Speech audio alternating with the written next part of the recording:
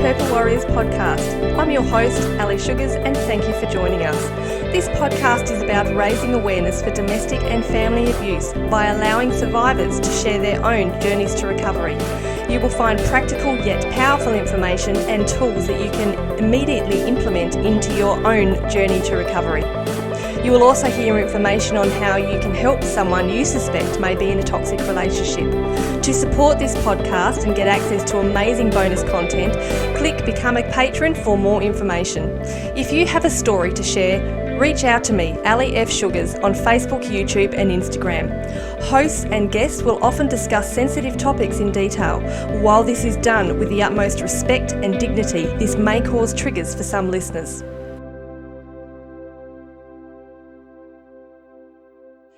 Hey everyone, how are you? Welcome to this episode of the Purple Warriors podcast. And today we have a fabulous guest, my good friend Adaire Palmer. She is actually going to be sharing her personal story today on workplace bullying and abuse. Now, if you have heard my recent episode about my story to do with workplace bullying and abuse, you will understand why I am extremely interested in what she is going to share with us today. So, welcome Adaire. Thank you, Ali. It's great to be here. Great to have you here, my darling. So tell us, what made you decide to come on today to share your story with us? I'd actually heard you talking inside of the Women in Business Adelaide community, and you said that you have a podcast and that you talk about bullying and abuse and moving through it and survivors and how we regroup after experiences that shape our lives, and we can let it shape our lives. And I guess I reached out because I thought sharing my experiences of bullying in the workplace and abuse, harassment, bullying in the workplace may help somebody else who's going through a similar thing. Definitely. I actually know it definitely will. So thank you for coming on today. So tell us, when did your workplace experiences begin, as in the bullying in the workplace? Okay, so it actually was probably about, it was around about as in the 1990s. It was, but in this particular workplace, it probably would have been around the mid to late 2000s. So I'd been in this workplace for several years, and the first few years were amazing. We were absolutely really achieving some stuff. We had a brilliant team, fantastic manager, and things were flowing beautifully. We were making some real impact and some real inroads in what we were trying to do and the services that we were delivering inside of the workplace. And then they had a change of guard, if you like, and then it all sort of went to hell in a handbasket. So it was probably there about 8 years, and then it started to get bad. So, wow. So after 8 years, oh, that's interesting, far out. So tell us about your experiences and what happened. Right, well, I was actually working in emergency services, and I was working with the volunteers, and I mean, my God, they are amazing people. There was about 20,000 at that point, volunteers across South Australia, for emergency services that I was working with as a management consultant, and I managed a team of people that delivered the services that were non-operational services, and we were having an amazing time.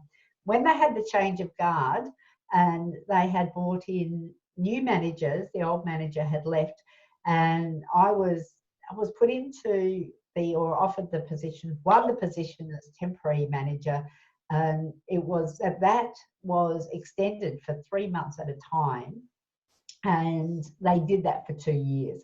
And I actually had no line manager either, so it was extremely poor management structures, and so there was no line manager, and it was round. I think it was incompetence on the part of HR in particular. There was absolutely no support, and it was the whole organisation. I wasn't in any of the operational emergency services. I was actually in the Foreign Emergency Services Commission, and the structure there, the way it was run, it was a toxic work environment, absolutely toxic working environment, and it came from the top. And so when I was in this position and looking for some stability and in what I was doing, because I was still managing the team, and we actually ended up with some toxic members in the team as well, and that actually was something that made it really difficult, because trying to manage that, and then when they did, after 2 years of being a temporary manager and not having a line manager, but sort of reporting directly to the CEO, because he sort of would direct me on a day-to-day basis. I actually had the Minister for Emergency Services also directing me on a day-to-day basis. That is very confusing. It was extremely stressful, and there was no good HR practices. But that was the environment that I was working in. So it's important to understand that environment. We did have, as we moved past that, they brought in an actual line manager after 2 years, and his focus was upwards and not downwards. And so immediately our values were clashing, in terms of my sole reason for being there was to serve the volunteers. His sole reason for being there was to serve the minister. And so he was heavily involved in local government and was looking to climb the greasy pole as a councillor in local government as well. So there was a lot of politicking, and there was a lot of stuff happening that created this like really, really terrible environment that was like, for me, it was like, it's just like, what the actual has happened here?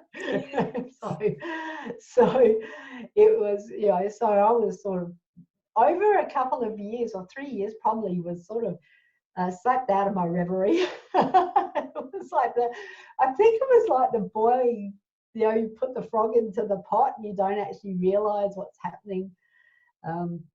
And so, and by the time it became he had aligned it, or one of my staff members had aligned themselves with this manager, and was decided that she wanted my job, and and they were working, like, I have no evidence of this, but I suspect they were working in conjunction with each other, because he wanted her. They were very close, and he wanted her, I think, on at a more senior level.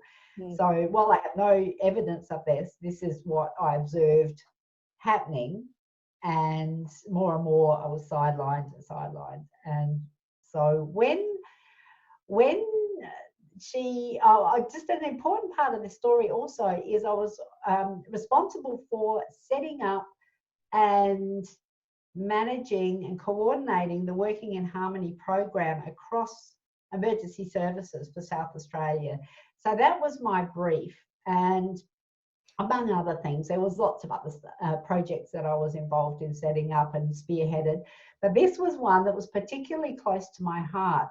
And up until the first 8 years, I had done like an incredible amount of putting my heart and soul into setting up these programs, including the Working in Harmony program. And that was working really well. So what that was, just in a nutshell, it was a program that implemented the harassment and bullying policies and procedures right across the volunteer emergency services in South Australia. So so I had a 1300 number, and I say we, it's not the royal we, because I could never do it without a team. So we had a 1300 number that was staffed by staff members, 24/7. So any volunteer could access any one of my staff members. They were on a rotating roster, so we took it week about. We actually paid them for their time that they were on the roster.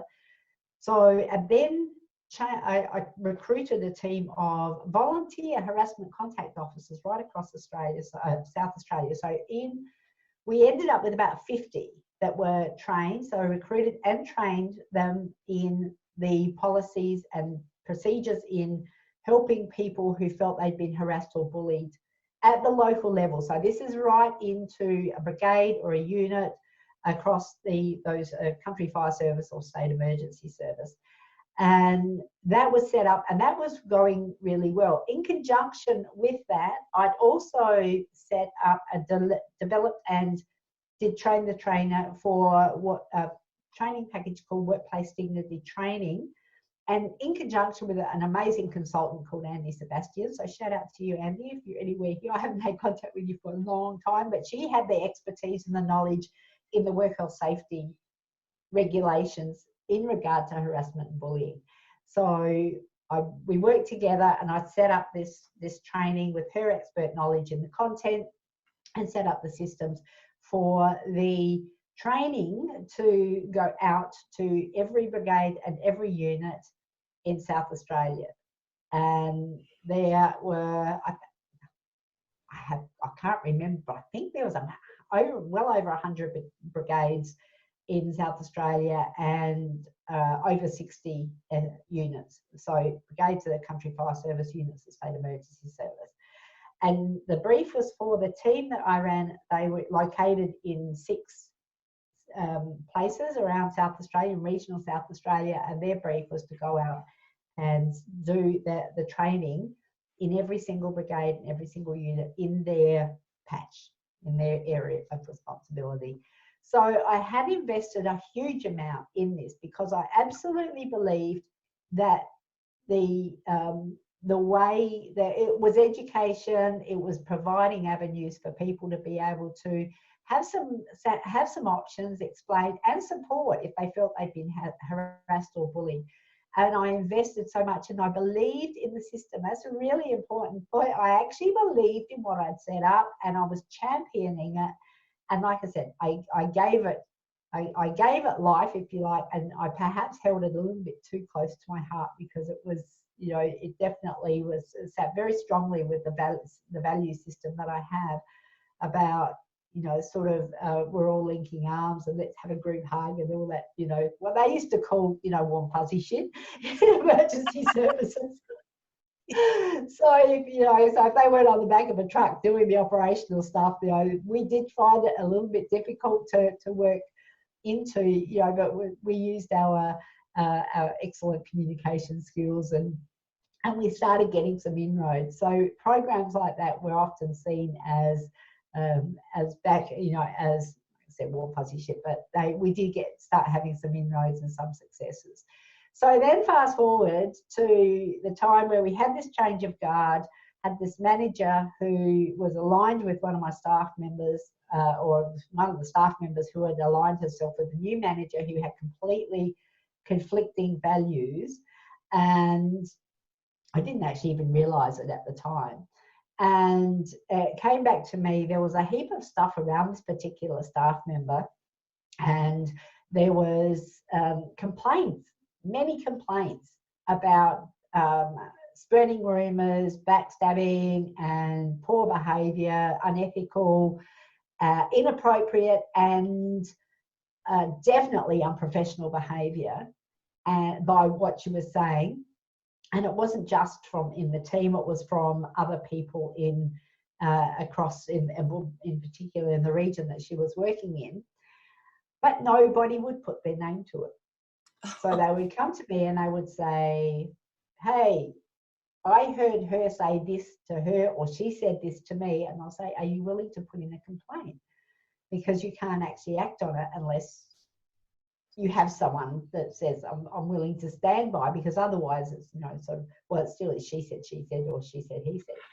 So it was frustrating, because as a manager, I wanted to stamp out that behaviour, but following the processes that I'd implemented, I couldn't do anything. So, and that was based on the policy and procedure, which is based on the work health safety regulations, legislation regulations. So I'd immersed myself in it. I knew exactly what I could and couldn't do. And, so at one point, then there was one of my other staff members who came to me and said this girl had said stuff to her about me. And I said, are you willing to put your name to it? And she said, yes.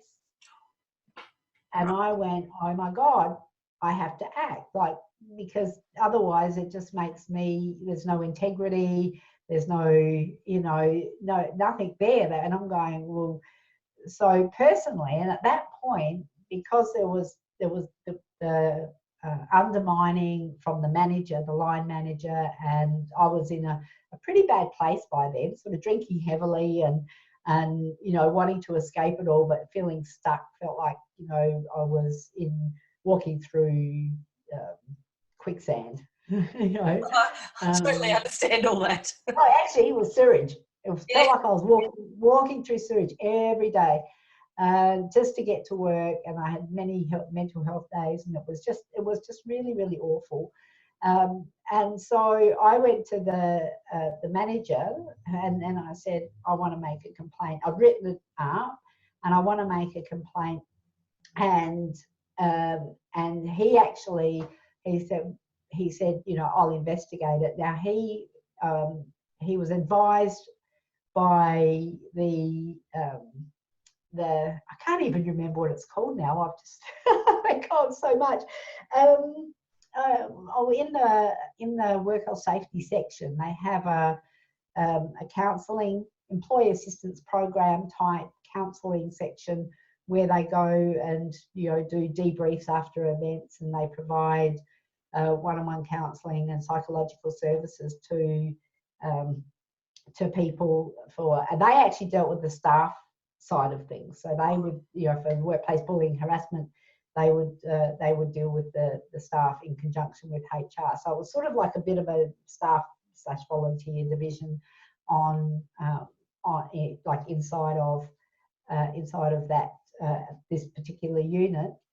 And the girl there who I was dealing with, she's amazing. And she knew her stuff. She'd been doing it for years, and she advised the manager to outsource or get an independent investigator.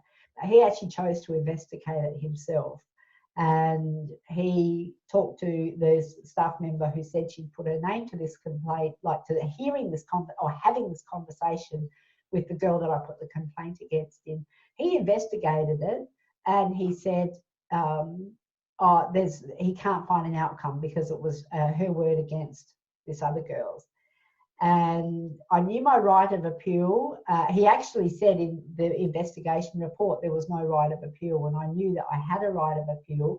So I went to his line manager, who I found out later had worked with him in a previous job, and I asked for an appeal because I thought that the outcome, was unfair. And the girl that had put her name to it, she went to him and said, well, are you calling me a liar? And he said, no, I'm not calling you a liar, but I'm not finding an outcome. So the process was thwarted. When I went to his line manager, as you were supposed to do, they said, he's actually said there's no right of appeal, so you get no right of appeal. So I was not given a right of appeal.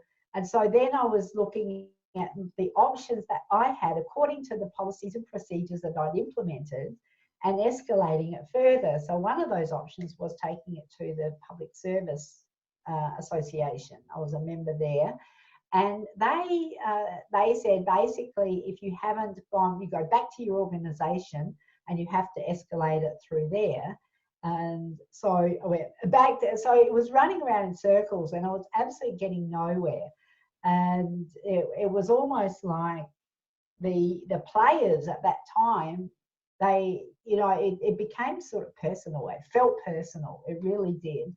And it was like, well, they want me out. Well, I'm not going. And they even sent one of the counsellors, like a psychologist from the employee assistance program, to come and visit me at my home when I was on extended sick leave, and said, don't even think about putting in a work cover claim because they'll eat you alive. So it really got way out of control. And, so there was some other things happened, but that was sort of like the crux of where it started from. And that went on for that went on for way too long. It was probably 18 months, even longer, before I'd actually ended up leaving. But by that time, I was a broken mess. Seriously, a broken mess. Well, that's what I was going to say to you. I mean, yes, there's all the logistics happening, and, like you said, you were going round and round in circles, but how was it affecting you mentally and physically? Yeah, I had no confidence in myself, none at all. Like I said, I was drinking heavily because I just wanted it to go away. I thought it was all my fault. I didn't know. I did not know what to do, because not only had the system failed me, but the system that I set up had failed me. And it was awful. It was like, oh my God, I'm such a failure at everything. And I had so much faith in that system. And it just, and I think that one of the biggest things was that you don't factor in the humans, do you? When you're doing it. Yeah, so it was devastating. And there was a year there where I had my relationships were shot. My marriage went down the toilet. I was diagnosed with asthma. My body was covered in psoriasis. I'd spent probably all up maybe 2 months in the dermatology day unit in the old Royal Adelaide Hospital, and having tar baths and putting like really heavy steroid creams on the plaque where the psoriasis would come up, and it was all over my body. It was I had whooping cough that year as well. I had, seriously, it was the year from hell. Or as the Queen said one year, Anus Horribilis, whatever. I hope you remember that. So, yeah, and it really was. I was the lowest point. And in fact, when I lost my license for DUI as well.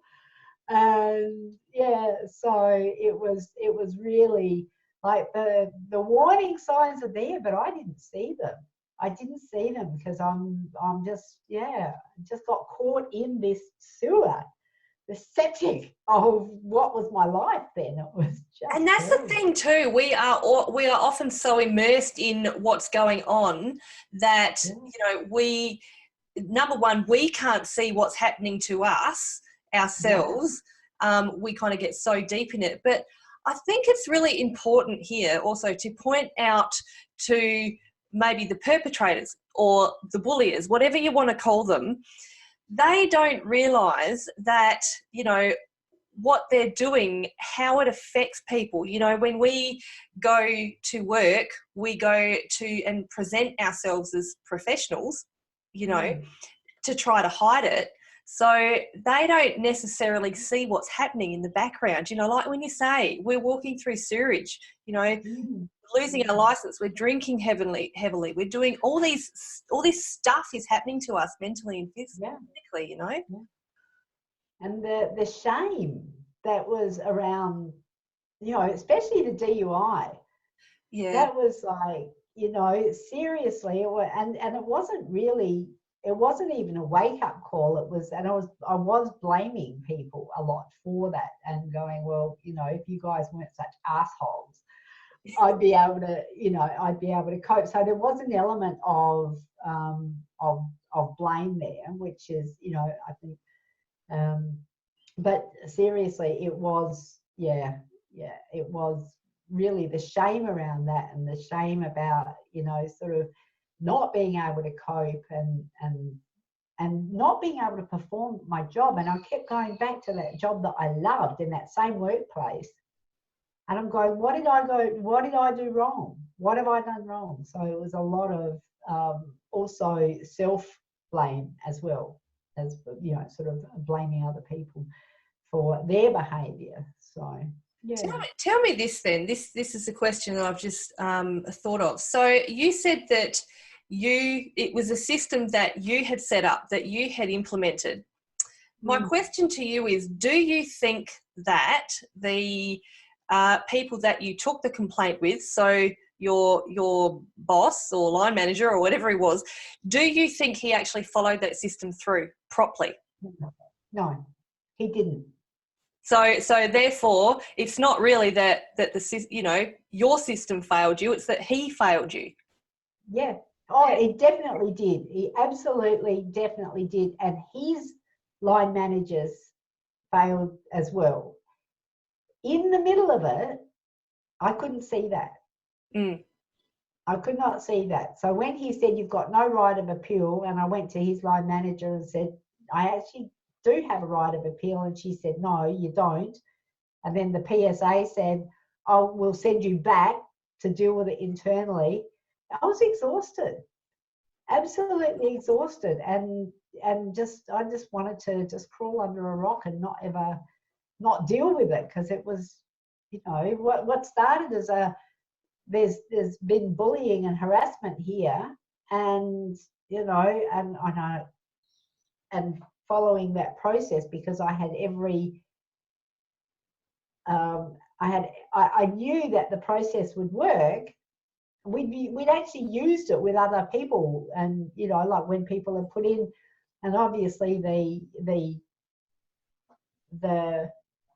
lowest, so you get about 5 options, that you can do, and one of them is resolve at the lowest level. So that's where we were focused, and I did that myself. So when I put in the complaint, I said to him, all I want to do is, and I didn't go back to her and say, oh, you said this to her, because there was already those dynamics that were happening in the workplace. But I said to him, all I want is an apology from her. I didn't want a head on a plate. I just wanted her to stop saying things and an apology. That's all I wanted. Fair enough. And yeah, so when he found that there was a she said type thing, or she said, he said, whatever, and didn't actually, I didn't get the apology, and then it was like there was nowhere to go. I just really felt like I was caged, and no one was hearing me. And that's one of the important things in the principles of natural justice, is that you feel that you are heard. Even if you don't get the outcome you want, you need to feel like you've been heard. And that absolutely. That's really important, you know, like, and I totally agree with what you said. Even if you don't get the outcome that you want, at least you can walk away going, okay, I tried. I've been heard. Someone's listened to me. So I get that too. Yeah. So, you know, like when you've gone through all that horrific stuff, now, obviously you said you're no longer working there. So tell us how your time there came to an end. Okay, so as a result of that particular complaint, they dealt with it by moving me out from under that line manager and into another department. Now, it was in the same organisation, and they gave me a job that I did not have the skills to do. I was hooked. I was in the mentality that I needed my 6-figure salary to be able to maintain the lifestyle that I wanted, and, you know, sort of service my bills. And because we do, you know, I mean, I made some poor choices financially, but, you know, I'll own that. But I was for the money. It was all right. Well, I need to keep my job. I need to keep earning at this level, and I agreed to move across. Now, the position that they put me in was so not suited to my skills. That was even further soul destroying. And again, there were, you know, some okay people there, but they had expectations, because the people that I worked with there, or one that was the line manager, he saw what I did when I was really flying. And, you know, when I was doing this stuff in the first 8 years, and he was happy to say, oh, come over here and, you know, you can do this because I know that you're capable of great stuff. I had no training. I had no background knowledge. I've moved from one sector to another. So from volunteer management to emergency management.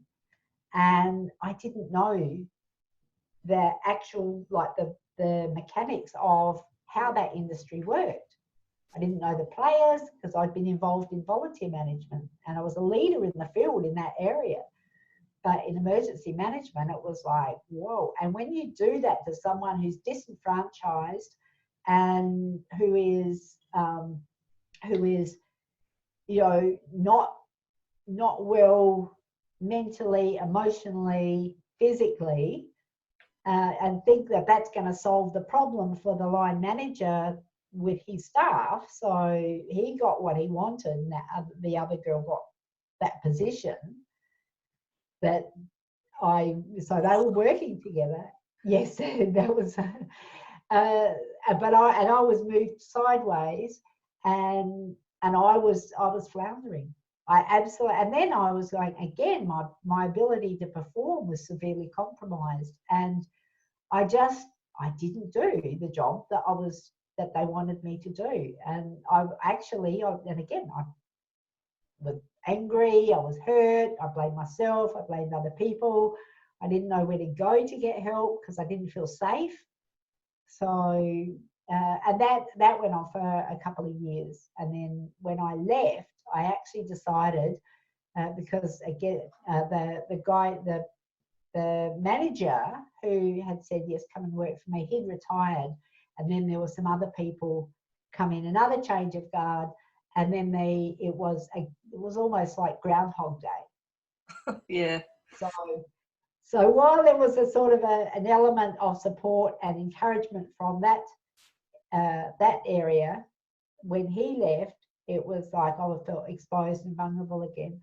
And so I did that for some time, barely hanging on with my fingertips. And in fact, when I, you know, got to have my license back by that time, and I'd be in the car and I'd be looking for trees to run into. Seriously, it was that bad. Wow. I was, yeah. And then the doctor said, you know, I'd been to the doctor many, many times over that period of, it's probably about 4 years between when it really started and when I left. And I should have left like within 12 months, but you can't see it coming. No, it just kind of hits you all of a sudden, doesn't it, for one of the better phrase? Well, it's like like I said before, it's like putting a frog in a pot of cold water and then waiting till it comes to the boil, and then going, you know, it's like you're fried, you don't know it. So at one point, there was some. I started looking for. So I was just going, I have to get out of here, but I don't know what to do, because I couldn't apply for other jobs because I didn't have the confidence to even the energy to write my resume or apply for jobs. And I wanted to stay, it was in government, and I wanted to stay in government because that's security. And they make you do War and Peace.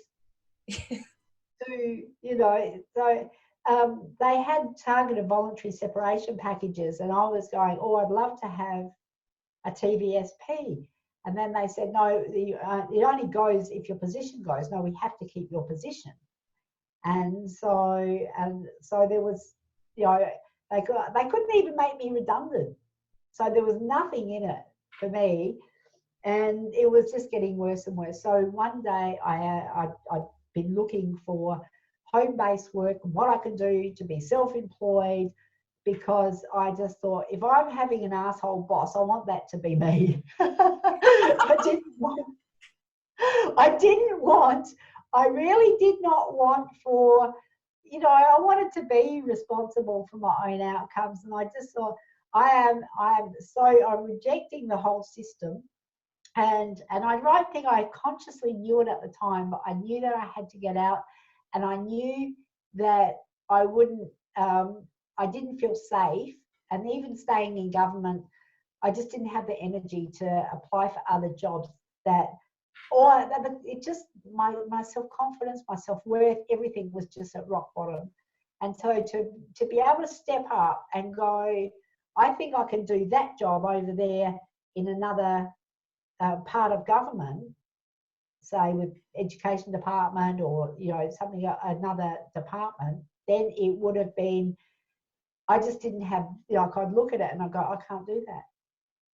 I don't know, you know, and even though I would have been absolutely capable of doing that, whatever it was, I just didn't have the confidence or the self-worth to think that I could, and the energy to write those War and Peace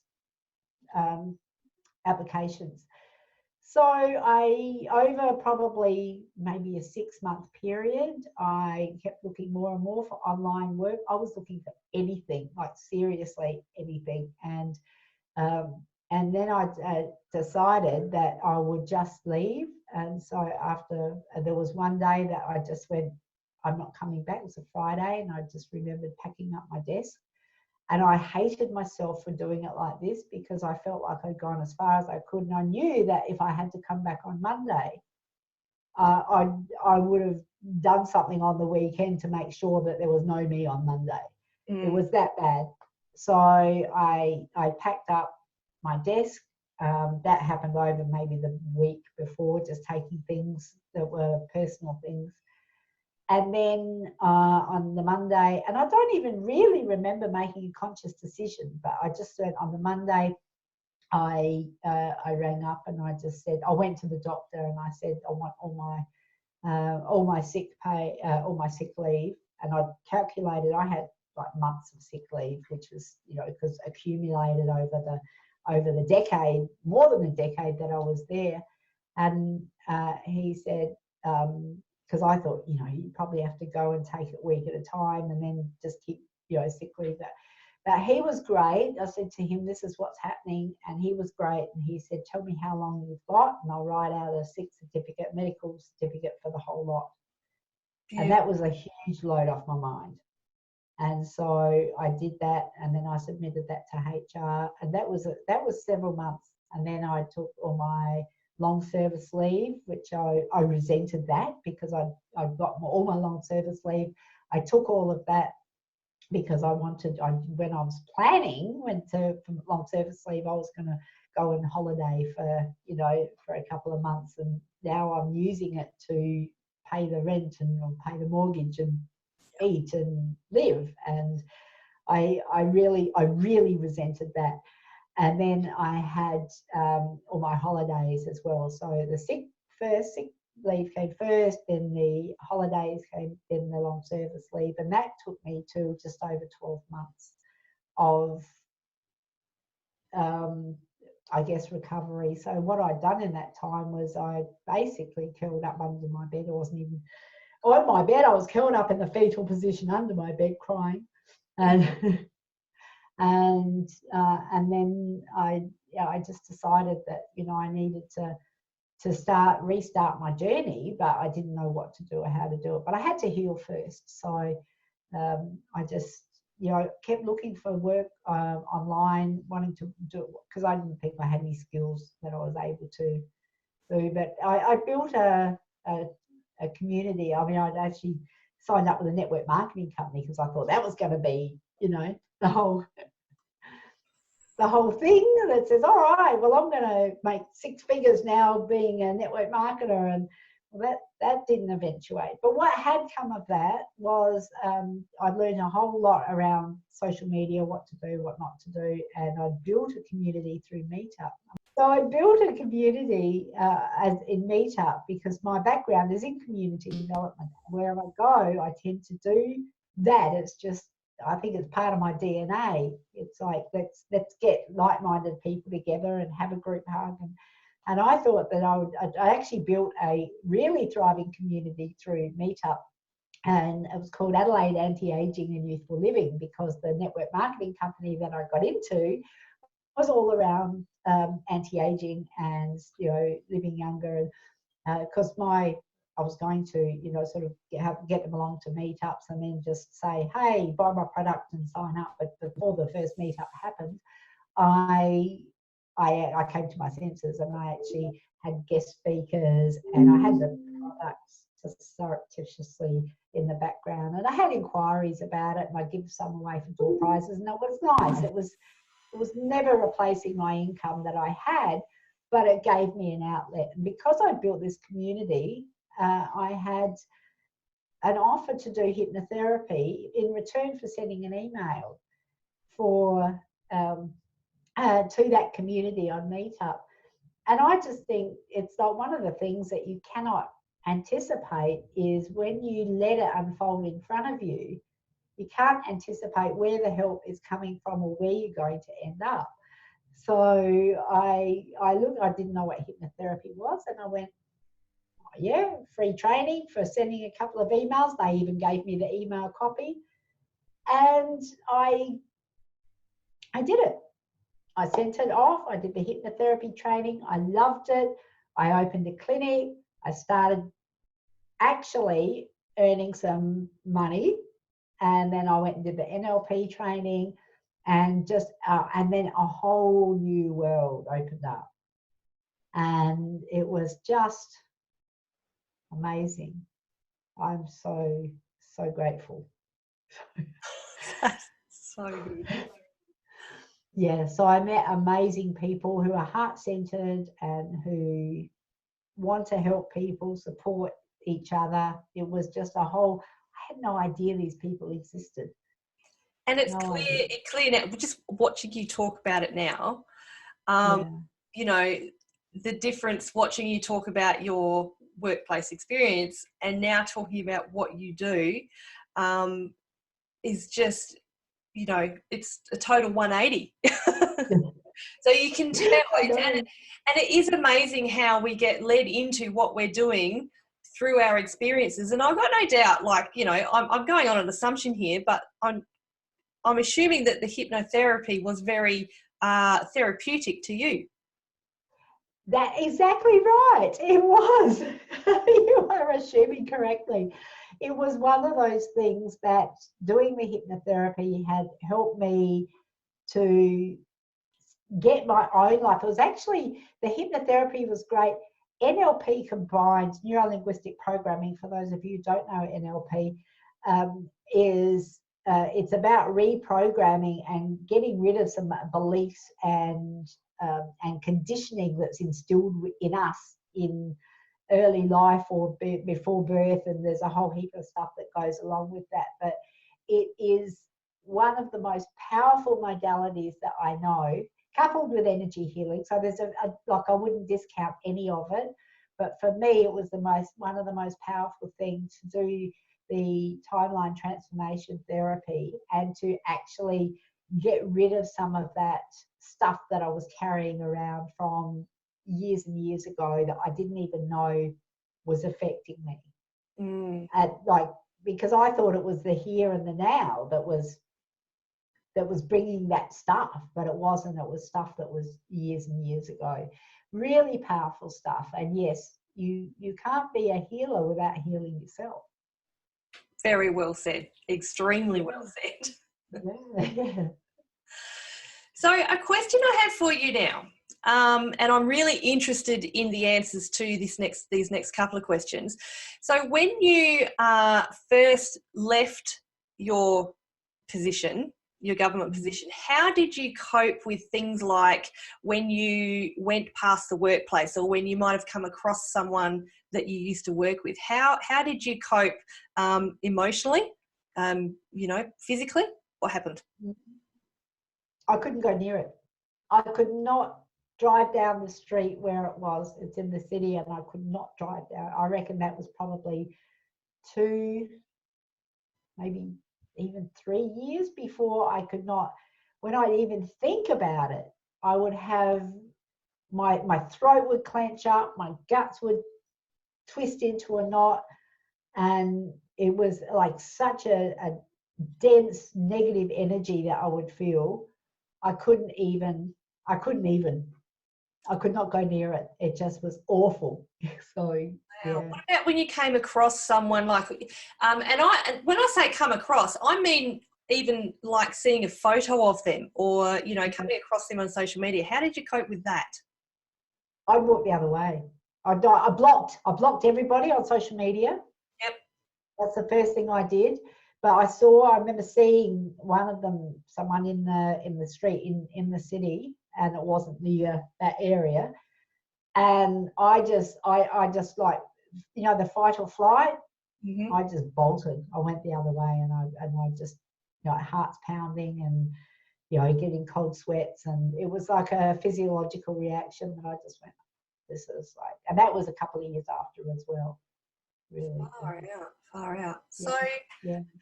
now that it's, like you said, that was a little while ago. So now that it's a few years down the track, how are you now?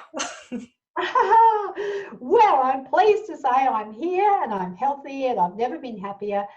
I actually met a potential client for social media for coffee in the place right outside of that building. This was about 2 weeks ago. And he said, why are we meeting here? And I went, well, because I know the car park. And I know that this, you know, because I've been out of the city now for several years, and there's new things happening all the time. So I thought we'll meet there and then go for coffee. But we actually had coffee in the old, which was the CPS building, and which is now a coffee shop. So things change. And as I was walking out of the lift, I parked there, I was walking out of the lift, and one of the girls that she was in the association, the volunteer association that I used to work with, and there was some, like, she's nice enough, but there was always some bit of tension there as well, because I think the volunteer association thought they should be doing what we were doing. But anyway, that's another story for another time. That's just dynamics and politicking. And I didn't recognise it. And when she was walking in the lift as I was walking out, and so she recognised me and went, oh, hi. And then I went, oh, hi, and then walked out. But it was like, then I went, oh, that's who it is. So I have left all of that behind, and I actually met at one of Sue Redmond's girls' night out that we had a while, or probably in the last 12 months or so. One of the girls who was involved in one of the departments, and we had some conflict, and there was some, you know, like, she wasn't the one that was involved in the bullying, but she wasn't a nice person to work with, and I felt very threatened by her and her behaviour towards me. And I felt like it was bullying behaviour, but I saw her there and I was able to go up and say, hi, how you doing? What are you doing now? And funny enough, she was telling me about the horrible experience she had, because she left not long after I did, which was really interesting. But there was, you know, so it really is interesting how there was no negative energy. It's just a place. It's just a person. It wasn't, you know, so it's like I've taken my power back and like reclaimed who I am, and that's so powerful. It is powerful because as someone who has only, not even 3 years ago, gone through a horrific workplace bullying and harassment experience, I personally am still dealing with a lot of those issues where I can't, I'm unable to enter the suburb that I used to work in. I don't actually know what I would do if I saw someone who I'm no longer in contact with that I used to work with. I don't know. So it is really encouraging, you know, for me to hear you say those things. So thank you for encouraging me to know that there is hope coming. There is hope coming. And the other thing to remember for anyone out there who has been through something similar is don't beat yourself up about it, because it's like you're grieving. You have to allow yourself to go through the process, because it unfolds. And I remember listening to Bob Proctor And I really, when I was healing, there was a lot of people that I hooked into to get advice and to, you know, as mentors, Wayne Dyer, Louise Hay, You Can Heal Your Life, Bob Proctor was another one. And he was talking about a paradigm shift. So going from where you are to where you want to, like, to have a completely different outlook on life. And I'd go, God damn it, Bob, I know that I'm here. I know I want to be here. I don't know how to bridge that gap. And one day he said something that was really, really powerful. He said exactly that. You might be here, you want to be here, you don't know how to do it. He said, just trust. He said, you can watch a rosebud and you can look at it and you can never take your eyes off it. And then one day it'll be a bloom. You'll never see it move. And the penny dropped. I'm going, oh my God, I don't get a paradigm shift like that. Some people might. I sure as hell didn't. But if you are in that space and you know that where it is isn't working for you, just know that, just keep on that path, because you'll blossom. And one day you'll look back and you'll go, I cannot remember that defining moment when that rosebud finally opened.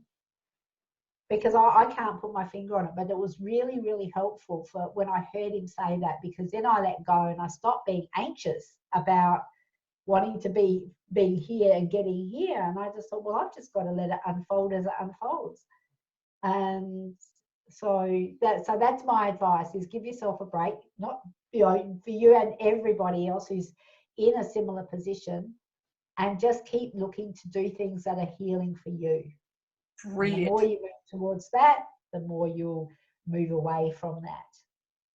Brilliant. And I love that you use the rose analogy, because I actually, a couple of weeks ago now, drove into my driveway and I all of a sudden saw some roses, some flowers in my garden. And I literally had that thought. It was just like, your life is exactly like that, Ali. One day there's nothing there, but the next day there's a bunch of flowers blossoming. So I love that you use that analogy. That's amazing. Well, there's no accidents. There you go. There's not. Okay, so I'm going to ask you a question now that I ask all my guests who come on and share their personal stories.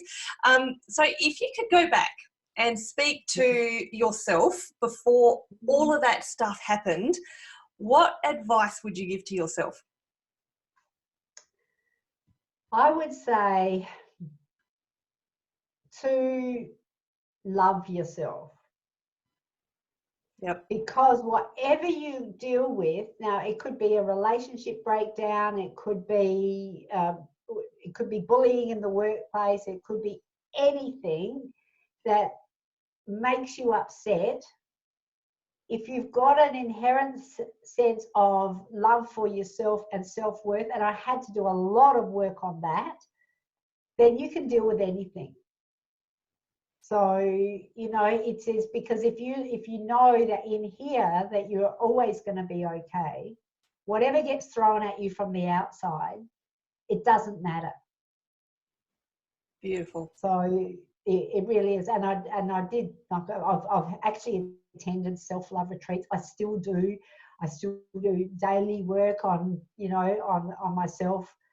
And it just is an ongoing process to just keep raising my energy and my vibration and how I feel about myself, and because, you know, it's like you just can't help anyone else unless you are, you know, and as you rise, you bring other people with you.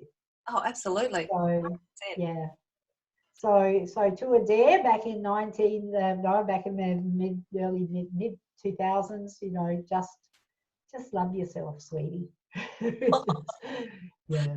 Love it. That's absolutely beautiful. So thank you so much for that, because that, you know, that means what you have shared today means a lot to me. And, you know, I have been nodding all the way through because I've just been going, yep, I know, I get it, I agree with you. So thank you very much, my darling. Now, so you said that you obviously, you know, your systems and how to implement them. And you said that you're now working as a social media specialist, and you've told me that you're working with alternative therapies and heart-centered businesses in that space. So tell us a little bit about that and how people can get in contact with you. Okay, so when I was doing hypnotherapy, that actually morphed because of the work that I'd done. I actually did a bit of a gig with consulting to not-for-profits also, which I hadn't mentioned, but that was a small thing because I came from not-for-profits before I went to government. So I went back and did some work in that space as well. But my main gig was the network marketing, and because I didn't want to work for someone ever again. So consulting is different from working for someone. And as part of that, because I did enjoy the social media and I was learning it through through what I was doing with the network marketing, I actually implemented some social media policies and procedures and taught a couple of organisations, not-for-profit organisations, to how to do social media. And I really loved that part of it because I could see the potential of it getting, for actually getting you in communication and getting you in contact with people that need your services or need to hear what you have to say. And so as a hypnotherapist, I'll just set up my page and just do what I was teaching back then and then what I was learning as well. And I just found that it was pretty much effortless. There was a bit of offline promotion as well, but mainly it was online, and it was just kept a regular stream of people coming in. And then I had other hypnotherapists going, well, how do you get your clients? And I said, well, I just use social media mainly. I do, like I said, some offline stuff, but mainly social media. And then one said, will you show me? And I went, sure. So he was working a 9-day fortnight. So once a fortnight, he would come over on a Friday morning, and I'd set up in my dining room and I would show him what to do to build his page on Facebook. And then I figured, and he was prepared to pay me. So I figured if one person was prepared to pay me, maybe 2 would be, and if 2 would be, maybe 4. I capped it at 6 because my dining room table's not that big. And then so I did that for about a year, but basically people would come through once a fortnight and I would teach them how to do some really basic social media on their Facebook pages. And then that grew and it grew and it grew. And then I was doing both, and then it seems like next minute I'm full-time social media, and I'm going, my heart is singing because I'm now helping people help people. So I'm able to increase my impact by helping people find clients to serve.